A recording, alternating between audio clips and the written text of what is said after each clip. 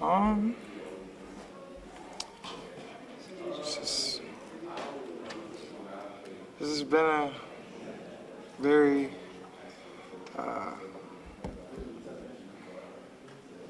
interesting 5 months, I would say. What's been the hardest part? Losing to UConn.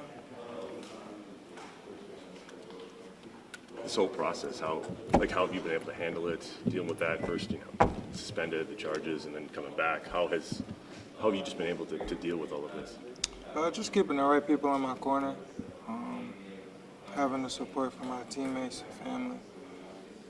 Have you felt like you've had to explain this as you talk to NBA teams, how have they been dealing with your off-the-court stuff? I haven't talked to any NBA teams yet. Terrence, you were supposed to participate in the on-court evaluation yesterday. Is there a reason why you didn't end up taking the court? I strained my hamstring, but I've been doing treatment on it, and I'll be fine. I'll be back soon. Is it challenging for obviously the biggest part of your career coming up, having to deal with that simultaneously, and how do you compartmentalize it? I just focus on what I can control, and I can control me working every day, putting in the work for me to live my goal and my dream to be in the NBA, and just handling what I can control day to day is how I handle things. You've spoken to any of us since the incident happened. Is there anything you want to say to people about what happened? Anything you want to clear up? No, sir. What's the biggest thing that, dealing with the stuff that you've been dealing with, what's the biggest thing you want to convey to the NBA teams, the executives?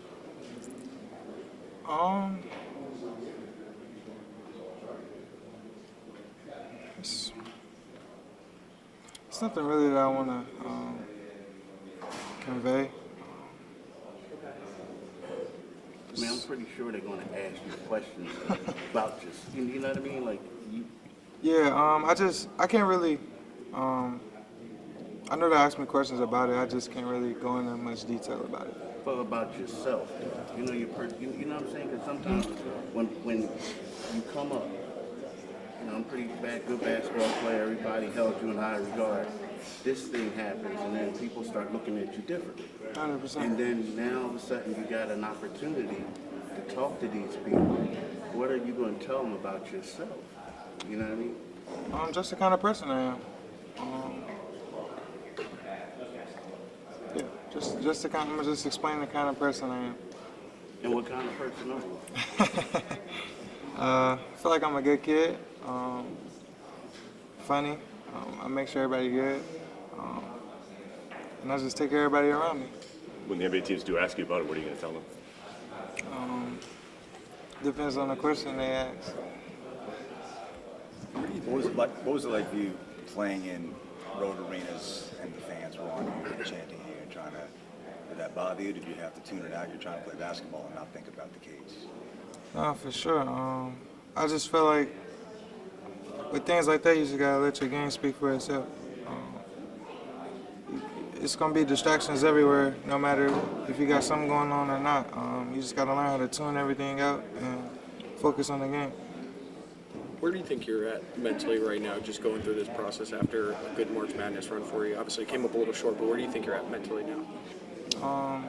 I'm fine, perfectly fine mentally. Like I said, I'm controlling what I can control, and that's handling things day to day, and that's putting work in and getting ready for my dream to play in the NBA.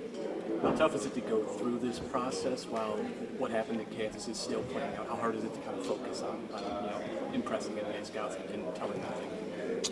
I don't think it's hard to focus at all.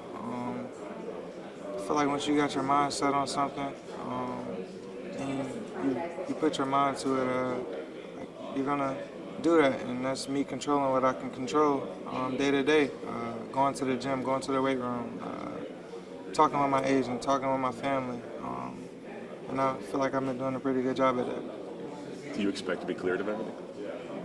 I don't know. I have trial June 10th. I can't really talk much about it, but I'm looking forward to my day in court. You talked about keeping the right people in your corner. Who was that for you the last 5 months? Just my family, friends, teammates, coaches. Pretty much it.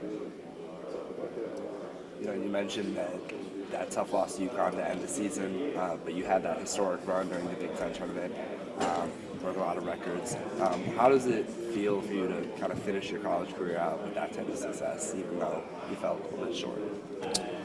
It feels good. Won a Big Ten tournament, Sweet 16. I fell short the Elite Eight, like you said, but I mean, it feels good to accomplish things, break records, and have success with my team. We did a lot of things that people didn't think that we can do, and just to prove people wrong, I feel like we did a really good job of just staying in our own lane and controlling what we can control.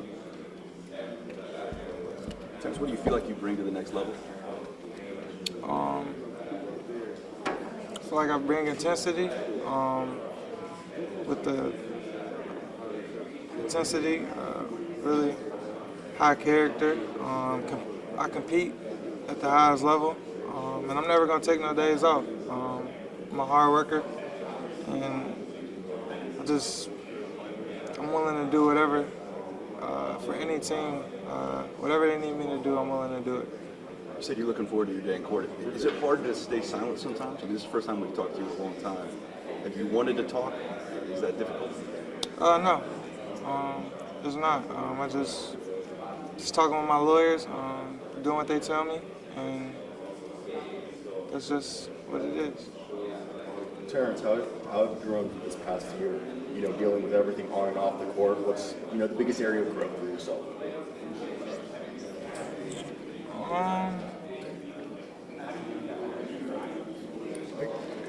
Biggest area of growth.